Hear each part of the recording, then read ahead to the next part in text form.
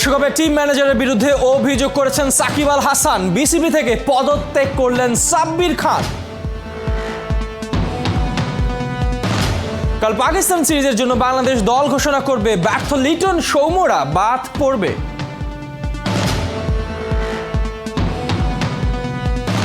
Injury থেকে ফেরার তীব্র চেষ্টা করছেন তামিম ইকবাল খান।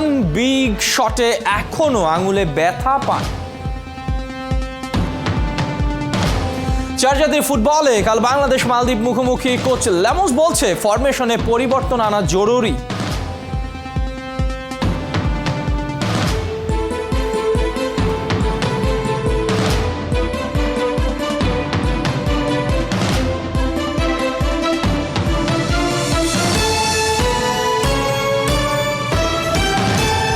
স্বাগত একাত্তরে খেলা যুগে আপনাদের সঙ্গে আছি আমি এহতেশাম সবুজ। বিশ্বকাপ ব্যর্থতায় তদন্ত কমিটির কাজ চলমান, তবে বিসিবি অন অ্যাকশন। দলে অস্থিরতা তৈরি, সমন্বয়হীনতা, কোচ ম্যানেজমেন্টের দ্বন্দ্ব সহ নানা ইস্যুতে টিম ম্যানেজার সাব্বির খানের পদত্যাগপত্র গ্রহণ করেছে বিসিবি। 30 দিনের নোটিশে ইতিমধ্যে পদত্যাগপত্র জমাও দিয়েছেন সাব্বির। রিয়াসাদ আজমির রিপোর্ট। মাঠে অবিরাম মনোযোগ, তারপরও পারফরম্যান্সে বিশাল শূন্যতা। বিশ্বকাপ মিশনে বাংলাদেশ তলাবিহীন ঝুড়ি। বিগ ইনভেস্ট, পূর্ব প্রস্তুতিমূলক ক্যাম্প, একাধিক আন্তর্জাতিক সিরিজ আয়োজন সব ছিল, শুধু ফল ছিল না। ফল কেন বিফলে গেল তার কারণ অনুসন্ধানী বিসিবি। কমিটি গঠন হয়েছে, হয়তো তার রিপোর্টও আসবে দ্রুততম সময়ে। তবে নীতি নির্ধারণী মহল সেসবের অপেক্ষায় না থেকে অন অ্যাকশন। সাম্প্রতিক সময়ে ঘরে বাইরে বাংলাদেশের সব আন্তর্জাতিক সিরিজে টিম ম্যানেজারের ভূমিকায় সাব্বির খান। দলে সমন্বয় রক্ষায় ব্যর্থ ক্রিকেট পরিচালনা বিভাগের সিনিয়র ম্যানেজার। সাবেক ক্রিকেটার হওয়ায় বরখাস্ত করার পথে এগোয়নি বিসিবি, বরং দেয়া হয়েছে 1 মাসের নোটিশ পিরিয়ড। দ্রুততম সময়ে সাব্বিরের রেজিগনেশন গ্রহণ করবে বোর্ড। অপারেশনস ডিপার্টমেন্টের সিনিয়র ম্যানেজারকে চলতি বছর টিম ম্যানেজারের পূর্ণ দায়িত্ব দেয়া হয়। ক্রিকেটারদের সাথে সাব্বির খানের দূরত্ব সময়ের সাথে বাড়তে থাকে এরপর। সেটা এতটাই যে বোর্ডের কাছে নানা ইস্যুতে অভিযোগ করেছেন স্বয়ং Shakib Al Hasan. Coaching staff management দ্বন্দ্বে সাব্বির খানের নাম এসেছে। ক্রিকেট বোর্ডের বিশ্বস্ত সূত্র নিশ্চিত করেছে সাম্প্রতিক সময়ে সাবেক 2 অধিনায়ক আকরাম সুজন দ্বন্দ্বে ভূমিকা ছিল তারও। দেশ কিংবা বিদেশ সফর, দলের সাথে টিম ম্যানেজারের অবস্থান, ম্যানেজারের ভূমিকা অনেক বড়। তবে অফ ফিল্ডে তা নিয়ে খুব একটা সিরিয়াস ছিলেন না সাব্বির খান। জানা গেছে দল যেখানেই থাক সাব্বির বেরুতে পারেননি গল্ফ বিলাস থেকে। শুধু নিজে না, কোচিং স্টাফের সদস্যদের নানা সময়ে সঙ্গী বানিয়েছেন গল্ফ কোর্স। অনুশীলনের সূচি নির্ধারণে বিলম্ব কিংবা হঠাৎ পরিবর্তনের মতো অভিযোগ যোগ হয়েছে সাব্বির খানের ডিমেরিটস পয়েন্টের ঝুলিতে। সব মিলে দলের সমন্বয়ের জায়গাটায় টিম ম্যানেজারের ব্যর্থতার চিত্র স্পষ্ট হয়েছে বিসিবির কাছে। ম্যানেজার ব্যর্থ হয়েছেন ক্রিকেটার, কোচিং স্টাফ কিংবা প্রশাসক সবাইকে ম্যানেজ করতে। রিয়াসাদ আজিম, একাত্তর। একদিন বাদেই পাকিস্তান সিরিজের দল দিচ্ছে বিসিবি। সেই দলে তামিম ইকবাল থাকবে কি, সেই দোলাচল তৈরি করেছে তার আঙুলের ইনজুরিটা এখনো পুরোপুরি সেরে না ওঠায়। যদিও মিরপুরে নিজেকে ফিরে পাবার আপ্রাণ চেষ্টা চালিয়ে যাচ্ছেন এই ড্যাশিং ওপেনার। বোর্ডের ফিজিও বাইজিদুল ইসলাম অবশ্য তাকে পাবার ব্যাপারে বেশ আত্মবিশ্বাসী। তামিমের অনুশীলনে নজর দিয়ে বোঝার চেষ্টা করব কতটা সম্ভাবনা আছে তার ফিরে আসার।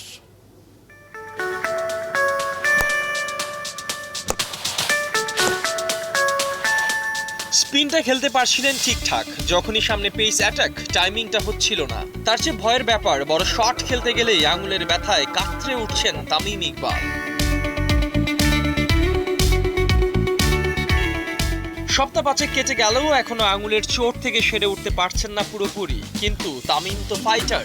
মনে আছে নিশ্চয়ই এশিয়া কাপে তার এক হাতে ব্যাট করার সেই রূপকথা।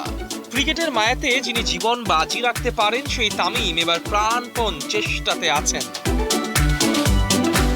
স্পিনটা আয়ত্তে আনলেও রাহিকে নিয়ে পুরোদমে শুরু করেছেন পেস বোলিংয়ে প্র্যাকটিস। বারবারই দেখা গেছে বিগ শট খেলতে গেলে ব্যথা অনুভব করতে। এতেই পরিষ্কার এখনো বড় শট খেলার জন্য প্রস্তুত হতে পারেননি তিনি।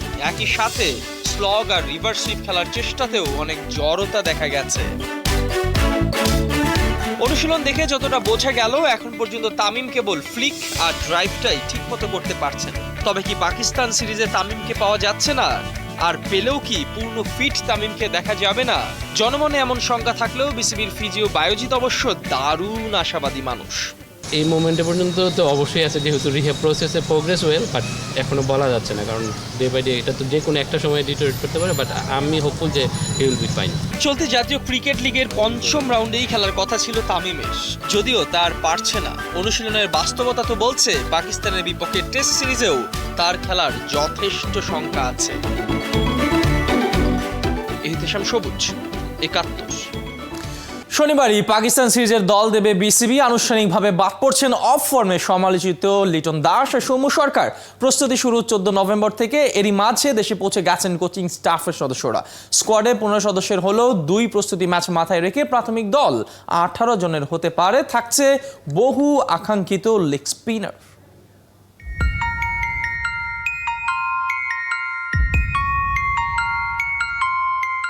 বাংলাদেশের বিশ্বকাপ ব্যর্থতা, এরপর দ্রুত মাঠে নেমে পড়ায় দারুণ এক যোগসূত্র। 2019 ওয়ার্ল্ড কাপে আশাহত মিশন শেষে টাইগারদের গন্তব্য ছিল শ্রীলঙ্কা, এবার পাকিস্তান আসছে বাংলার মাটিতে। দল ঘোষণা হয়নি, তবে মাঠে নেমে পড়েছেন দুর্দিনের কান্ডারি খালেদ মাহমুদ সুজন। 2 বছর আগে স্টিভ রোডস সংকটে অন্তর্বর্তী কোচের দায়িত্ব পাওয়া মাহমুদ এবার টিম ডিরেক্টর। বিশ্ব আসরে চরম ব্যর্থতা থেকে বেরুতে তৎপর বিসিবি। বড় চমক আর পরিবর্তন নিয়ে আরও একবার দল ঘোষণার শেষ বেলার কাউন্টডাউন চলমান। অটোমেটিক চয়েস থেকে বাদ পড়তে চলেছেন লিটন দাস, সৌম্য সরকার। টি-20তে লিটনের সবশেষ অর্ধশতক 17 ইনিংস আগে। বিশ্বকাপ পারফরমেন্স যাচ্ছে তাই। 133 রান করেছেন 16 গড়ে। দলের ওপেনারের স্ট্রাইক রেট মাত্র 83। সৌম্যের অবস্থা আরও খারাপ। জিম্বাবুয়ে সিরিজের পর ঘরে বাইরে খেলেছেন 10 ইনিংস, করেছেন মোটে 59 রান, গড়টা 6-এরও নিচে। 14 নভেম্বর থেকে পাকিস্তান সিরিজের প্রস্তুতি ক্যাম্প শুরু হবে। স্কোয়াড হতে যাচ্ছে 15 সদস্যের। 19 নভেম্বর সিরিজ মাঠে গড়ানোর আগে 2 প্রস্তুতি ম্যাচ খেলার পরিকল্পনা ম্যানেজমেন্টের। দল ঘোষণার আগে শনিবার নিজেদের মাঝে বসবে সিলেকশন প্যানেল। ওয়ার্ল্ড কাপের মাঝপথে দেশে ফেরত পাঠানো আমিনুল বিপ্লব ফেরার অপেক্ষায়, আর এতে করে দলে অবশেষে লেগ স্পিনারের দেখা মিলবে।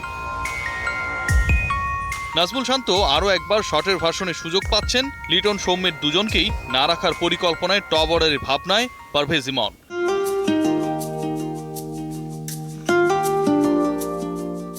সাকিব আগে থেকেই নেই।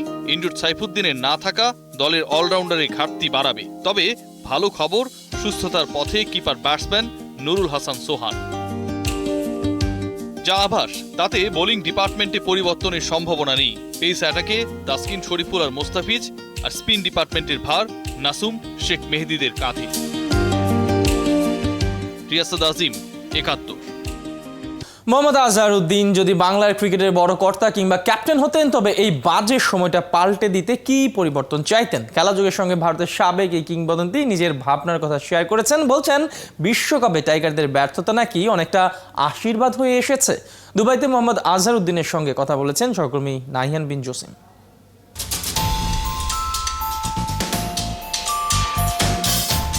বিশ্বকাপ ব্যর্থতার পর বাংলার ক্রিকেট নতুনের আবাহনে গা ভাসিয়েছে। কোনো এক জীবন কাঠির ছোঁয়াতে যদি আধার কেটে আলোর দেখা মেলে, কঠিন চ্যালেঞ্জের মুখে একগাদা পরিবর্তন হয়তো আসছে। বিশ্বমঞ্চে টাইগারদের হতাশাজনক পারফরম্যান্স নতুন মোড় দিয়েছে দেশের ক্রিকেটকে। ভারতের সাবেক কিংবদন্তি ক্রিকেটার মোহাম্মদ আজহারউদ্দিন বলছেন, ব্যর্থতা এবার নাকি আশীর্বাদই বয়ে এনেছে বাংলার ক্রিকেটের জন্য। যদি টনক নড়ে, তবে ভবিষ্যতে নাকি সুদিনই অপেক্ষা করছে। যখন সমস্যা সৃষ্টি হবে তখন সেটা বাড়তেই থাকবে। দুর্বলতা নিয়ে কোনো কারণে বাংলাদেশ যদি ভালো খেলতো, সেটা দীর্ঘমেয়াদে কখনোই ভালো বয়ে আনতো না। বাজে খেলে হেরেছেন, সেটা সমস্যা না। সমস্যা হলো এখন যদি আপনি ব্যর্থতার কারণ খুঁজে বের করতে না পারেন, সেটাই প্রশ্ন ছিল, যদি ঠিক এই সময়ে বাংলাদেশ ক্রিকেটের ক্যাপ্টেন্সি কিংবা বোর্ডের বড় কর্তার দায়িত্ব তাঁর কাঁধে থাকতো, তবে ভারতের এক সময়ের অন্যতম সফল ক্যাপ্টেন কোন পথে হাঁটতো কিংবা কোন পরিবর্তনে সবচাইতে বেশি গুরুত্ব দিত? The wickets, you know, have to play on good wickets, good surfaces. আমি হলে উইকেট পাল্টে ফেলতাম, ভালো উইকেটে খেলার উপর গুরুত্ব দিতাম, যেখানে সুইং টার্ন সবই থাকবে কিন্তু কোনো কিছুই ভয়ঙ্কর হবে না। বাংলাদেশ যে ধরনের উইকেটে খেলে সেখানে খেলে দেশের বাইরে ভালো করা সম্ভব না, তাই আমি হলে শুরুতেই শতভাগ গুরুত্ব দিয়ে উইকেটের উন্নতি করতাম। That's fine, but then when you come and bowl on good wicket, the ball doesn't turn too much. বিশ্বকাপের ব্যর্থ মিশন শেষে পারভেজ ইমন, তৌহিদ হৃদয়দের মতো তরুণদের দিয়ে টি-20 ফরম্যাটে নতুন করে দিন বদলের কাব্য লিখতেই জোর দিচ্ছে বিসিবি। তবে সিনিয়রদের বাদ দিয়ে শুধু তরুণদের উপর নির্ভরশীলতায় কোনো সমাধান দেখেন না মোহাম্মদ আজহারউদ্দিন। টি-20 তরুণদের খেলা সেটা ঠিক আছে, তবে সিনিয়র অভিজ্ঞ ক্রিকেটারদেরও দলে দরকার। গেইল, শোয়েব মালিকদের কথাই চিন্তা করুন। এখানে বড় কথা হচ্ছে আপনি ক্রিকেটারদের ঠিকমতো ব্যবহার করতে পারছেন কিনা। ক্রিকেটারদের সঠিক ব্যবহার এই ফরম্যাটে খুব জরুরি। So these are the things, you know, I mean, you have to use the players. টাইগারদের দুর্দিনে বড় সুখবর, কিংবদন্তি ক্রিকেটারের নামে একটা একাডেমি হচ্ছে বাংলাদেশে। প্রতিভাবান ক্রিকেটার খুঁজতে ট্যালেন্ট হান্ট প্রোগ্রামও শুরু হবে নয়া বছরে। আজহারউদ্দিনকে সঙ্গে নিয়ে টি10 লিগের ফ্র্যাঞ্চাইজি বাংলা টাইগার্স বড় স্বপ্নের পথেই এগিয়ে চলছে। সবকিছু নিয়ে ভারতের সাবেক ক্যাপ্টেন নিজের পরিকল্পনার কথাও জানিয়েছেন খেলা যোগে। নাহিয়ান বিন জসিম, ৭১, দুবাই, আরব আমিরাত। টি-20 বিশ্বকাপের আগে এই ফরম্যাটে নিজেদের শেষ দ্বিপাক্ষিক সিরিজ অস্ট্রেলিয়া আর নিউজিল্যান্ড খেলেছিল বাংলাদেশের বিপক্ষে টাইগারদের হোম গ্রাউন্ডে। দুইটা দলই বাড়ি ফিরেছিল সিরিজ হেরে। সেই হেরে যাওয়া দুইটা দল এখন বিশ্বকাপের ফাইনালে। টাইগারদের কাছে হারের ক্ষতি ওরা পুষে নিয়েছে সুদে আসলে। বিস্তারিত জানাচ্ছেন খালিদ জামিল।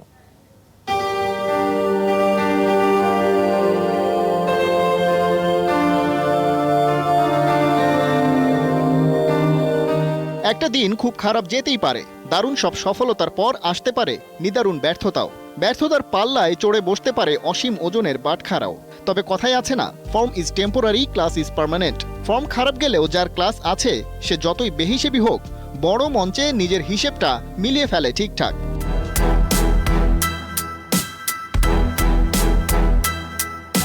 অস্ট্রেলিয়ার কথাই ধরুন, টি-20তে ওদের 2021 সালটা তো যাচ্ছিল দুঃস্বপ্নের মতোই। শুরুটা হয়েছিল নিউজিল্যান্ডের বিপক্ষে 5 ম্যাচের সিরিজে 3-2 ব্যবধানে হার দিয়ে। তারপর ওয়েস্ট ইন্ডিজ থেকেও 4-1 সিরিজ হেরে বাড়ি ফিরেছিল মাইটি অজিস। তবে মিরপুরের রহস্যময় উইকেটে ওদের সবচেয়ে বাজে অভিজ্ঞতা দিয়েছিল বাংলাদেশ বিশ্বকাপের আগে শেষ সিরিজে।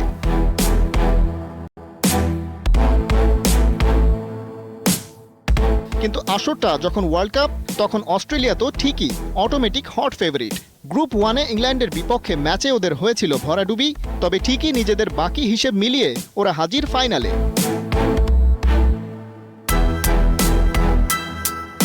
এবছর নিউজিল্যান্ডের অবস্থা অবশ্য অজিদের মতো অতটা খারাপ ছিল না। শুরুর দিকে ঘরের মাঠে অস্ট্রেলিয়ার বিপক্ষে টি-20 সিরিজ জয়ের পর আরেক হোম সিরিজে টাইগারদের করেছিল হোয়াইট ওয়াশ। তবে বাংলাদেশ সফরে গিয়ে দুটো ম্যাচ জিতলেও সিরিজটা হয়েছিল হাতছাড়া। তবে যে দলটা বিশ্বকাপ খেলছে তাদের একজন সদস্যও ছিল না টাইগারদের বিপক্ষে। তারপরেও নামটা তো নিউজিল্যান্ড। ওদের মতোই বাংলাদেশের মাঠে খেই হারানো আরেক দল অস্ট্রেলিয়ার সাথে কিউইরা হাজির টি-20 বিশ্বকাপের শিরোপার চূড়ান্ত লড়াইয়ে। তাতে বাংলাদেশের গর্ব করার উপায় কই, কারণ কিউইজ আর অজিরা ফাইনালে গেলেও বাংলাদেশ তো সুপার 12-এর একটা ম্যাচও জিততে পারেনি। চিরচেনা সেই লড়াকু টাইগারদের লেগেছে বড্ড অচেনা। তাই ঘুরে ফিরে আরও একবার সেই পুরনো প্রশ্ন উঠছেই, মিরপুরের উইকেটকে পরীক্ষা বানিয়ে জেতা সিরিজগুলো দিন শেষে বাংলাদেশের কোনো কাজে এসেছে কি?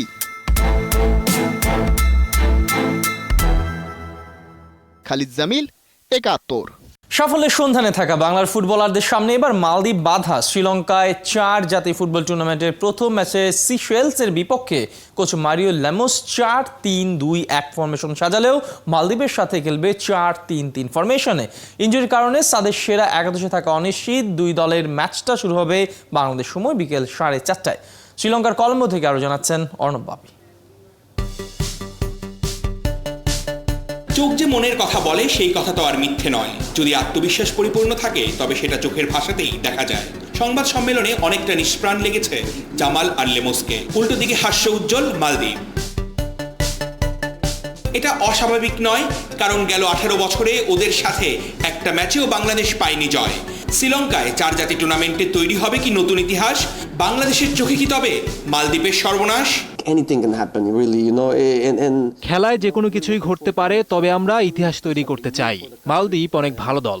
what a great opportunity tomorrow to beat that. FIFA র্যাঙ্কিংয়ে বাংলাদেশের থেকে বেশ এগিয়ে মালদ্বীপ। গেল মাসে সাফ চ্যাম্পিয়নশিপে ঘরের মাঠে ওদের জিত 2-0 গোলে। সবকিছুতে এগিয়ে থেকেও সমীহ করছে বাংলাদেশকে। বাংলাদেশ সাফে খেলা বেশ কয়েকজন ফুটবলার এবার বাংলাদেশ দলের সাথে নেই। নতুন কোচের অধীনে ওরা এখানে এসেছে। টুর্নামেন্টে ওদের প্রথম ম্যাচটা আমরা দেখেই পরিকল্পনা সাজিয়েছি। sport ci deve essere rispetto. মালদ্বীপের পরিকল্পনা ভেস্তে দিতে হলে নিজেদের সামর্থ্যের বেশি কিছু দিতে হবে বাংলার ফুটবলারদের। আশফাকদের নিয়ে ওদের দুর্দান্ত অ্যাটাকিং থার্ড। ডিফেন্স লাইনে ইয়াসিন তোপুরা ভুল করলে রক্ষে নেই। এটা স্ট্রং আছে, স্পেশালি ওর ফরওয়ার্ড লাইন, যেটা সামনে খেলা তিনটা প্লেয়ার, ওরা সবচেয়ে স্ট্রং। সো ওই তিনটা আমরা মানে একদম স্টপ করতে হবে, নাহলে ওরা বল পাইলে, নাহলে ওরা খুব মানে স্ট্রং টিম। পয়েন্টের খতিয়ান বলছে মালদ্বীপের সাথে পেলে জয় ফাইনালের পথ হবে মসৃণ। সেই পথে আগাতে হলে খেলতে হবে ডিফেন্স ঠিক রেখে অ্যাটাকিং ফুটবল, খুলতে হবে প্রদীপ, জাগাতে হবে ফুটবলের আলাদিন। 100% দিব। আমরা বাংলাদেশের মানুষের জন্য আমরা ফাইট করব, আর নিজের জন্য ফাইট করব, আর ফুটবলের জন্য ফাইট করব। ঘুরে দাঁড়ানোর মিশনে বুকে চাপা অ্যাম্বিশন নিয়ে খেলার আগের দিন চলেছে অনুশীলন। এবার কি হবে বাজিমাত, নাকি আবারও জামাল তোপুরা করবে হতাশ? বাংলাদেশের বিপক্ষে মাঠে নামার আগে 3 দিন বিশ্রামের সুযোগ পেয়েছে মালদ্বীপ। সেখানে লাল সবুজরা 2 দিন। পরিসংখ্যান, শক্তি, সামর্থ্য সবকিছুতেই এগিয়ে প্রতিপক্ষ। তাই বলে হাল ছেড়ে দিতে রাজি না জামাল তোপুরা। মাঠে একটা উচিত জবাব দিতে চায়। কাজটা কঠিন কিন্তু অসাধ্য নয়। অর্ণব বাপি, 71, কলম্বো, শ্রীলঙ্কা। গোড়ায় গলদ রেখে আগায় জল ঢেলে লাভ নেই। ক্রিকেট থেকে ফুটবল সবকিছুই সমাধান চাইলে খুঁজতে হবে তৃণমূলে। কেমন আছে বাংলার তৃণমূলের ক্রীড়াঙ্গন, সেই হালচাল দেখতে লালন রাজ্য কুষ্টিয়ার খেলাধুলার পরিস্থিতির সুরতাল করেছেন আমাদের সহকর্মী নাজমুল রানা। তথ্য আর ছবি পাঠিয়েছেন শাহিন আলী। জীবন অথবা মৃত্যু চোখে রবে, আর এই বাংলার ঘাস রবে বুকে। জীবন আনন্দের এই লাইনটার মতোই আমাদের বাঙালি জীবন। কষ্ট আছে, ক্ষোভ আছে, আক্ষেপ আছে, তারপরও বাংলার ঘাস হয়ে বুক আগলে থাকে লাল সবুজের পতাকাটা। আর এই পতাকার রং গায়ে জড়িয়ে যারা দেশের জন্য খেলেন, তারাও কোটি বাংলাদেশির কাছে ঘাসের মতো। ওদের ওপর অভিমান হয়, ক্ষোভ হয়, রাগ হয়। ওদের বিজয় উৎসব হয়, হারলে বাংলাদেশ কষ্টে ভাসে। ক্রিকেট দল মরুরাজ্যে ডুবিয়েছে, লঙ্কায় ডুবাচ্ছে ফুটবল দল। তারপরও আছে ভালোবাসা, তারপরও বিশ্বাস আছে। ওরা ফিরবে, ওরা ঘুরে দাঁড়াবে। কিন্তু সেই বিশ্বাসের গোড়ায় গলদ যেখান থেকে শুরু হওয়ার কথা খেলার ভিত, সেখানেই জমে আছে সবচেয়ে বেশি শীত। কেমন আছে বাংলার তৃণমূলের খেলাঘর, সেই কাসুন্দি ঘেটে দেখতে এবার কুষ্টিয়ায় চোখ দেয়া যাক। শুরুতে উন্নয়নের বড় ফিরিস্তির খবর আছে। 43 কোটি টাকার বড় বাজেটে কুষ্টিয়ায় আধুনিক স্টেডিয়াম গড়ে উঠছে। সেই আনন্দে খেলাধুলার সাথে যুক্ত অনেকের চোখ স্যামন মাছের মতো আনন্দে ভাসছে। তবে উন্নতির গতিই বর্তমানে ডেকে আনছে বড় দুর্গতি। এক পাশে খানাখন্দ আর উন্নয়নের তোড়জোড় রেখেই বাকি পাশে চলছে স্বপ্নকে জিইয়ে রাখার চেষ্টা। তাতে এক দলের মাঠ পাচ্ছে তো আর এক দলকে বসে থাকতে হচ্ছে। আর মনে মনে বলতে হচ্ছে, যদি হয় সুজন তবে তেঁতুল পাতায় নজন।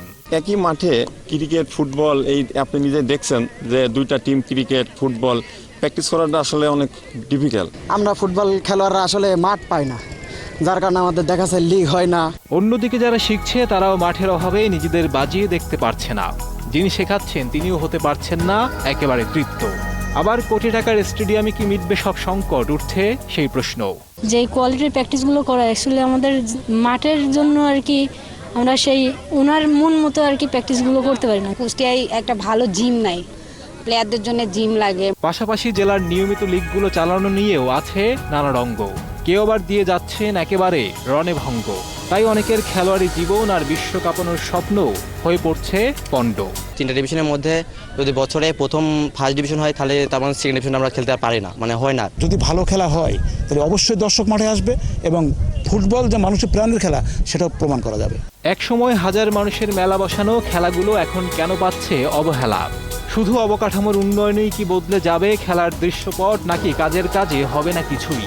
শহীদ চান্দু কিংবা শেখ আবু নাসের স্টেডিয়ামের মতো অসার হয়ে পড়ে থাকবে কোটি টাকার খেলার মাঠ। সেই বিষয়টি নিয়েও কর্তাদের ভাবতে হবে। কুষ্টিয়া থেকে কুড়িগ্রাম সব জায়গায় খেলার উন্নয়নে নতুন করে পরিকল্পনা আঁকতে হবে। আবার কাগজে সভায় আর বিলাসী হোটেলের মিটিংয়ে কাটবে না। গলায় আটকে আছে যে অবনতির দড়ি, সঠিক সময়ে সঠিক কাজ করতে না পারলে উড়ে যাবে পরিকল্পনার পরই। নাজমুল রানা, ৭১। খেলাধুলা সরাসরি সংবাদ অনুষ্ঠান দেখতে থাকুন ৭১ ফেসবুক পেজ আর সাবস্ক্রাইব করুন ৭১ ইউটিউব চ্যানেলে। প্রতি মুহূর্তে আমরা জানাচ্ছি করোনা সর্বশেষ, ভয় নয় সচেতনতাই চলে।